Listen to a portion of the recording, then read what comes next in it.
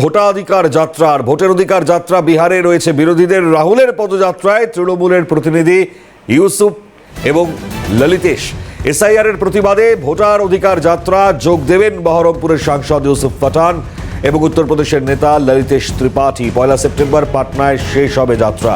বিস্তারিত আপডেট রাজা সাহা জানাবেন। টেলিফোন লাইনে রয়েছেন আমাদের প্রতিনিধি রাজা, কি আপডেট?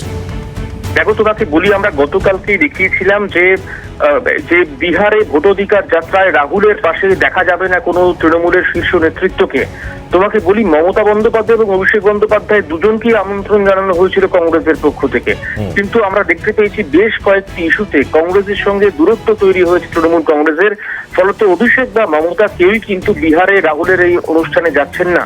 তার পরিবর্তে তৃণমূল কংগ্রেসের তরফ থেকে 2 প্রতিনিধিকে পাঠানো হচ্ছে। বহরমপুরের তৃণমূল কংগ্রেস সাংসদ ইউসুফ পাঠান, তাকে পাঠানো হচ্ছে প্রতিনিধি হিসেবে, এবং একই সঙ্গে উত্তরপ্রদেশের তৃণমূল নেতা ললিতেশ ত্রিপাঠী, তাকেও তৃণমূলের প্রতিনিধি হিসেবে পাঠানো হচ্ছে।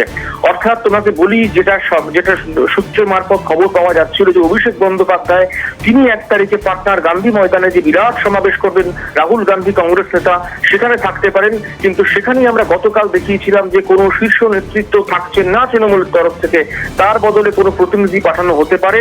আজকে 2 প্রতিনিধির নাম তৃণমূল সূত্রে জানা যাচ্ছে, একজন ললিতেশ ত্রিপাঠী এবং দ্বিতীয়জন ইউসুফ পাঠানের 2 প্রতিনিধি আগামী 1 তারিখ গান্ধী ময়দানে যে সভা হবে রাহুল গান্ধীর, সেখানে তৃণমূলের প্রতিনিধিত্ব করবেন এই দুজন। মণিময়, ধন্যবাদ রাজা।